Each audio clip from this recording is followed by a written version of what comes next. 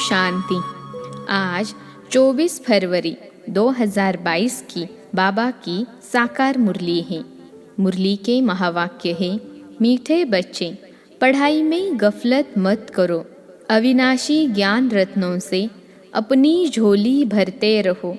विनाशी धन के पीछे इस कमाई को छोड़ना नहीं। प्रश्न है, जो बच्चे बाप के समान रहम दिल हैं, उनकी निशानियाँ क्या होगी? उत्तर है, उन्हें ज्ञान का नशा चढ़ा हुआ होगा। वे ज्ञान रत्नों को स्वयं में धारण कर दूसरों को ज्ञान का इंजेक्शन लगाते रहेंगे, सबको आसुरी मत से छुड़ाते रहेंगे। दूसरी पॉइंट है, जो बाबा सुनाते हैं उसे नोट करेंगे और सवेरे सवेरे उठ उस पर गौर करेंगे। विचार सागर मंथन कर सदा हर्षित रहेंगे। गीत हैं, हमारे तीर्थ न्यारे हैं। ओम शांति। शिव की जयंती कब होती है? वा परमपिता परमात्मा शिव कब अवतरित होते हैं? यह भारतवासी नहीं जानते। तुम बच्चे भी नंबरवार पुरुषार्थ अनुसार जानते हो कि शिव कब अवतार लेते हैं।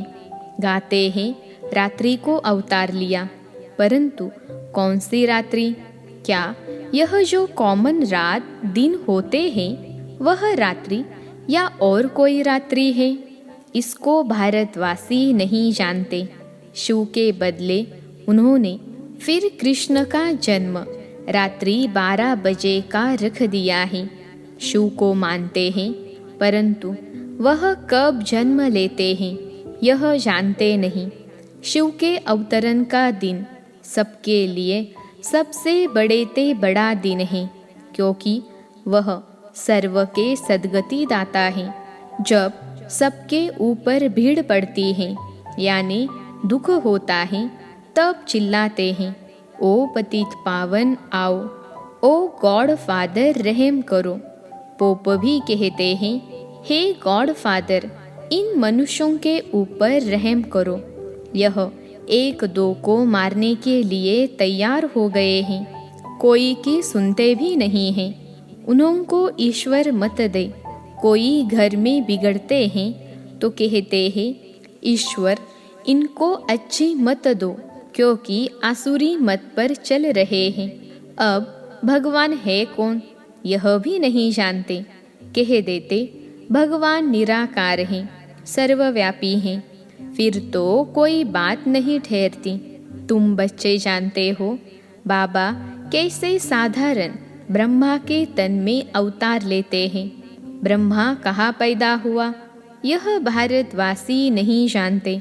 दादा का चित्र देख मूंझते हैं, समझते हैं ब्रह्मा ने विष्णु की नाभि से जन्म लिया है। अब नाभि से जन्म तो किसका हो नहीं सकता। विष्णु कहाँ का रहने वाला है, किसकी बायोग्राफी को जानते ही नहीं। क्या ब्रह्मा द्वारा विष्णु ने सब वेदों का सार सुनाया? ब्रह्मा को हाथ में वेद दे दिए हैं, यह भी नहीं हो सकता। बाप समझाते हैं, एक दो बच्चों को देही अभिमानी होकर यहाँ बैठना है। हम आत्मा परमपिता परमात्मा से इन कानून द्वारा सुन रहे हैं, परंतु बच्चे घड़ी घड़ी भूल जाते हैं।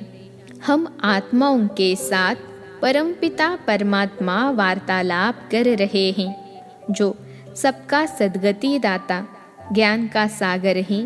वो बैठ बच्चों को पढ़ाते हैं। यह सिवाय तुम्हारे किसकी बुद्धि में बैठता नहीं है, इसलिए इतना रिगार्ड नहीं रखते हैं। अगर निश्चय है कि भगवान पढ़ाते हैं तो यह पढ़ाई एक सेकंड भी नहीं छोड़ सकते। यह पढ़ाई आधा पौना घंटा चलती है। बाप कहते हैं, सिर्फ मुझे याद करो, यह एक बात कभी नहीं भूलो, बाकी तो है विस्तार। बाबा समझाते हैं, यह जो वेद शास्त्र पढ़ना, दान पुण्य करना, यह जो भी करते आए हो, यह भी ड्रामा बना हुआ है। आधा समय ज्ञान और आधा समय भक्ति। ब्रह्मा का दिन, ब्रह्मा की रात, यह कॉमन दिन रात तो जानवर भी जानते हैं, परंतु यह ब्रह्मा का दिन रात तो बड़े बड़े विद्वान भी नहीं जानते। तुम बच्चों को गृहस्थ व्यवहार में रहते, धंधा आदि करते, पढ़ना भी ज़रूर है, इसमें गफलत नहीं करनी चाहिए। बाबा जानते हैं फलाने फलाने गफलत करते हैं, रेगुलर पढ़ते नहीं तो नापास हो जाएंगे व कम पद पाएंगे, क्योंकि विनाशी धन के लोभी हैं, अविनाशी ज्ञान रत्नों का कदर नहीं है। यह तो तुम बच्चे ही जानते हो। साथ में यह अविनाशी रत्न ही चलेंगे। जिन्होंने बहुत पैसे इकट्ठे किए हैं, उन्होंने पिछाड़ी गवर्नमेंट पड़ी हुई है। जैसे मनुष्य का मौत आता है तो पीले हो जाते हैं, वैसे गवर्नमेंट के ऑफिसर्स लेने के लिए आते हैं तो पीले हो जाते हैं। देखो दुनिया की हालत क्या है। हम समझाते हैं बच्चे, समय बहुत थोड़ा है, इस मृत्यु लोक को नरक कहा जाता है। कहते भी हैं हम पतित हैं, फिर भी अपनी मत पर चलते रहते हैं। कॉन्फ्रेंस करते हैं कि शांति कैसे हो, धर्म वाले आपस में न लड़े। एक क्रिश्चियन धर्म वाले ही अपने धर्म वालों से लड़ रहे हैं। अब उन्होंने मनुष्य कैसे शांत कर सकते हैं? बिल्कुल ही निधन के हैं। ऋषि मुनि भी कहते थे हम रचयिता और रचना के आदि मध्य अंत को नहीं जानते। बाप कहते हैं तुम अपने धनी को नहीं जानते हो, मालिक को मानते हो तो जानना चाहिए ना। भगवान, ईश्वर, गॉड, यह सब भिन्न भिन्न नाम रखते हैं, वास्तव में है तो फादर ना। हमारा रचयिता है, हम उनके बच्चे ठहरे, बाप माँ और बच्चे। हम तो जैसे ईश्वरीय फैमिली ठहरे। माता पिता से तो ज़रूर वर्षा मिलना चाहिए। हम परमपिता परमात्मा की फैमिली हैं। बाप को सर्वव्यापी कह दे तो फैमिली हो न सके। मालिक रचता की हम फैमिली हैं। आज से 5000 वर्ष पहले भी बाप ने बरोबर वर्षा दिया था। न सिर्फ हमको परंतु सबको देते हैं। हमको जीवन मुक्ति का देते हैं, बाकी सबको मुक्ति का देते हैं। कितना सहज है। यह भी खुशी का पारा चढ़ना चाहिए। परंतु अहो मम माया, यहाँ से बाहर जाते हैं तो माया भुला देती है, बाप को ही भूल जाते हैं। अभी तुम बाप के बने हो, तुम ही जानते हो। शिव बाबा ने भी ब्रह्मा द्वारा हमको एडॉप्ट किया है। ऐसे नहीं कि ब्रह्मा विष्णु की नाभि से निकला। यह चित्र रखना चाहिए। गांधी की नाभि से नेहरू, परंतु विष्णु की नाभि से इतना बड़ा ब्रह्मा कैसे निकलेगा? फिर ब्रह्मा बैठ नॉलेज सुनाते हैं वेदों की। सो भी कहा क्या सूक्ष्म वतन में कुछ भी बुद्धि में नहीं बैठता। जिनको बाप से वर्षा लेना है वह तो यह सब बातें समझते हैं, बाकी सब कह देते हैं कल्पना है। अब बच्चे तो मानते हैं, बरोबर बाबा सत्य सुनाते हैं। और तुम ब्राह्मणों को फिर जाकर सबको सच्ची गीता सुनानी है। सब एक जैसा नहीं समझा सकते। वह नंबरवार राजधानी बन रही है। सब एक जैसा पढ़ न सकें, धारणा कर फिर उस पर विचार सागर मंथन करना है। सुना, नोट किया, फिर बैठ ख्याल करना चाहिए। आज बाबा ने क्या सुनाया? सवेरे उठकर गौर करना चाहिए। तुमको सब पर तरस पड़ना चाहिए। बाबा का फरमान है, अपनी रचना श्री बच्चों को भी समझाओ। पुरुष रचना रचते हैं अपने सुख के लिए।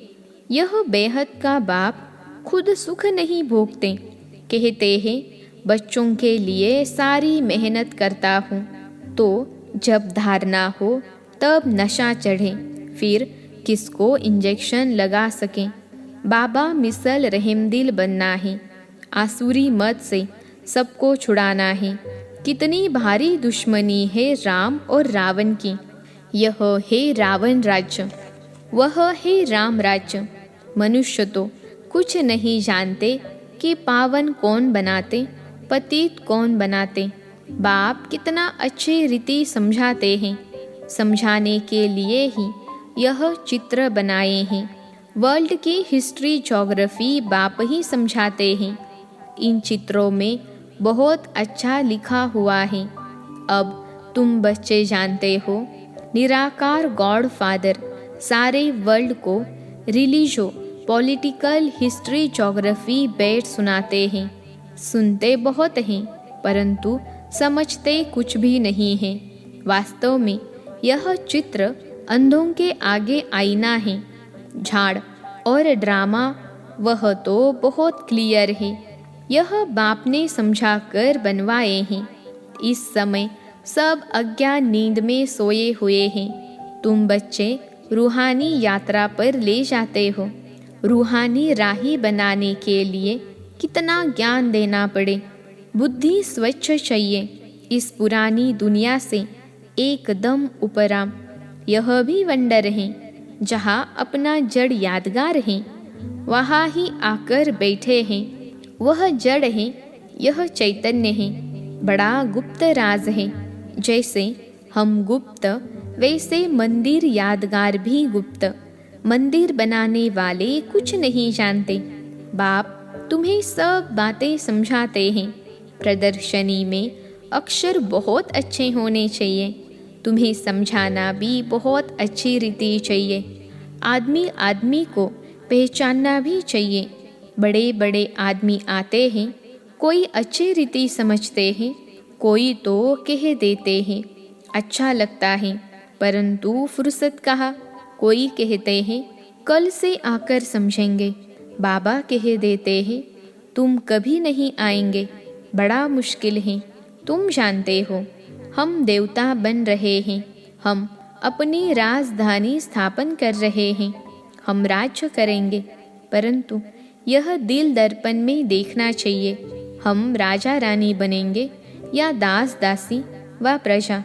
मधुबन में आकर ऐसा नशा चढ़ा कर जाओ जो फिर सदैव कायम रहे। अच्छा, मीठे मीठे सिखिलते बच्चों प्रति माता पिता बाप दादा का याद प्यार और गुड मॉर्निंग। रूहानी बाप की रूहानी बच्चों को नमस्ते। हम रूहानी बच्चों की सिखिलते रूहानी बाप को याद प्यार, गुड मॉर्निंग और नमस्ते बाबा नमस्ते। धारणा के लिए मुख्य सार। पहली पॉइंट है, इस पुरानी दुनिया से उपराम रहना है। स्वच्छ बुद्धि बन ज्ञान धारण करके फिर दूसरों को धारण कराना है। विचार सागर मंथन करना है। दूसरी पॉइंट है, बाप समान रहमदिल बन सबको आसुरी मत से छुड़ाना है। आज का वरदान है, परिवर्तन शक्ति द्वारा बीती को बिंदी लगाने वाले निर्मल और निर्माण भव। परिवर्तन शक्ति द्वारा बीती को बिंदी लगाने वाले निर्मल और निर्माण भव। विश्लेषण है, परिवर्तन शक्ति द्वारा पहले अपने स्वरूप का परिवर्तन करो। मैं शरीर नहीं आत्मा हूँ। फिर स्वभाव का परिवर्तन करो। पुराना स्वभाव ही पुरुषार्थी जीवन में धोखा देता है, तो पुराने स्वभाव अर्थात नेचर का परिवर्तन करो। फिर है संकल्पों का परिवर्तन। व्यर्थ संकल्पों को समर्थ में परिवर्तन कर दो। इस प्रकार परिवर्तन शक्ति द्वारा हर बीती को बिंदी लगा दो तो निर्मल और निर्माण स्वतः बन जाएंगे। आज का स्लोगन है, मस्तक पर स्मृति का तिलक सदा चमकता रहे, यही सच्चे सुहाग की निशानी है। मस्तक पर स्मृति का तिलक सदा चमकता रहे, यही सच्चे सुहाग की निशानी है। दादियों की पुरानी डायरी से कुछ चुने हुए अनमोल रत्न। मनुष्यों की वैल्यू शुद्ध बुद्धि और अशुद्ध बुद्धि पर होती है। जैसे सर्वोत्तम देवी देवता घराने की बुद्धि सर्वोत्तम वैल्यूबल है, ऐसे मध्यम घराने की मध्यम वैल्यू है। इसी ही प्रकार से कनिष्ठ घराने के बुद्धि की वैल्यू भी कनिष्ठ ही है। यह 3 संप्रदाय हैं। इन तीनों का मदार सारा बुद्धि पर है। पहले सर्वोत्तम बुद्धि वाले ब्राह्मण देवी देवताओं ने संपूर्ण ज्ञान से सर्वोत्तम कमाई कर वर्ल्ड सॉवरेंटी की यानी चाबी अथवा वैकुंठ की बादशाही प्राप्त की है। आधा कल्प प्रकृति उनकी दासी हुई है, इसलिए प्रैक्टिकल में सुख भोगते हैं और आधा कल्प उन्होंने मूर्तियाँ मंदिरों में पूजी जाती हैं। तो सारा मदार इस बुद्धि पर है, इसलिए बहुत तीखी बुद्धि चाहिए। पिता ईश्वर के महावाक्य हैं कि तेज रफ्तार से बुद्धियोग लगाने वाला साक्षात मेरा स्वरूप है। बाबा अपने देवी बच्चों को वंडरफुल सौगात दहेज में देते हैं। अभी तुम्हें कौन सी सौगात मिलती है? क्या अविनाशी ज्ञान धन की? अंडरस्टूड है, परंतु उसके बाद क्या मिलता है? सारा श्रृंगार हुआ वंडरफुल वैकुंठ। ऐसी वंडरफुल सौगात तुम्हें दहेज में मिलती है, क्योंकि इस पिता का अपने बच्चों पर अति प्रेम है। वह कहते हैं वहाँ तो हर एक को अपना अपना माँ बाप जो होगा वो देगा, परंतु मैं तो अपने बच्चों को अभी ही दे दूँ ना। समझता है कि मेरे बच्चों को सब कुछ मिले तो उनकी दिल कैसे पूरी हो। तो इस फार्म यानी स्वरूप में सभी को वैकुंठ सौगात दे देता हूँ। ऐसे नहीं, जो ज्ञानी तू आत्मा सर्वोत्तम है उनको देता हूँ। सर्वोत्तम का तो वहाँ भी कनेक्शन रहता है, परंतु मध्यम सर्वोत्तम दोनों को ही मिलता है, क्योंकि इस समय देवी बच्चा होने कारण एक समान अति प्रेम रहता है, जिस कारण ऐसा वैकुंठ सौगात में दे देता हूँ, जिसमें जन्म जन्मांतर सभी बच्चे सुख भोगते हैं। उस रॉयल घराने की महिमा और पूजन है। यह घराना रॉयल है तो उनकी एवन महिमा है। देखो लॉर्ड कृष्णा की कितनी धूमधाम से महिमा करते हैं। यूरोपियन भी कहते हैं लॉर्ड कृष्णा, कृष्ण के पुजारी। फिर श्री कृष्ण का नाम लेकर कहते हैं हम कृष्ण पुजारी हैं। पूजा करने वाले पुजारी को ब्राह्मण का टाइटल देते हैं, जिससे प्रकृति उन्होंने भी दासी हो जाती है। लेकिन प्रैक्टिकल में उन्होंने लाइफ ब्राह्मणों की है नहीं, सिर्फ अपने पर यह टाइटल रखवाया है, अपना नामाचार किया है। सतयुग के समय जो भी लॉ यानी कायदे हैं वह सब यहाँ से ही शुरू होते हैं। उन कायदों की स्थापना पहले यहाँ होती है। जो लॉ यहाँ मर्ज रूप में रहता है वहाँ इमर्ज हो प्रैक्टिकल स्वरूप लेता है। जो यहाँ से ज्ञान उठाया जाता है वो अंत मते सो गति हो जाएगी। यहाँ के जो मत हैं उनसे वहाँ प्रैक्टिकल कदम उठाया जाता है। सोच किया जाता है ना, कहते हैं सोच समझकर कदम उठाओ। कदम पहले नहीं उठाया जाता, यहाँ पहले सोचा जाता है फिर वहाँ कदम उठाया जाता है। यहाँ सोच इमर्ज है तो कदम मर्ज है, वहाँ कदम इमर्ज है तो सोच मर्ज है। अगर मनुष्य की बुद्धि सालिम है तो सब कुछ है। बुद्धि बहुत विशाल चाहिए। इस डिवाइन फादर का इतना गायन क्यों हुआ है? क्योंकि विशाल बुद्धि वाले हैं। बुद्धि से ही मनुष्य राजा और बुद्धि से ही रंक बनता है। बुद्धि सभी कर्मेंद्रियों में शिरोमणि गाई जाती है। विशाल बुद्धि वाली डिवाइन आत्मा का मस्तक चमकता है, क्योंकि बुद्धि में सारा ज्ञान भरा है, वो फिर जब अन्य को अपनी बुद्धि रूपी तिजोरी से ज्ञान के रत्न निकाल देता है तो उनकी चमक दिखाई देती है, जिसके लिए डिवाइन फादर की महिमा निकलती है। परंतु नंबरवार उन्हों में भी शिरोमणि डिवाइन फादर प्रजापिता ब्रह्मा की महिमा गाई हुई है। अच्छा, ओम शांति।